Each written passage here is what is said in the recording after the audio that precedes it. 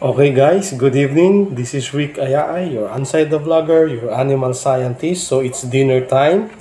Heto na yung ating menu for tonight's dinner is the Poke Poke menu. Yan po yung ating Poke Poke. Napakasarap. Sasabayan ng fried pusit. Okay, tikman na natin. Sarap nito. Okay, titikman na natin. Napakasarap. Tingnan nyo guys ha. Okay. Super duper sarap.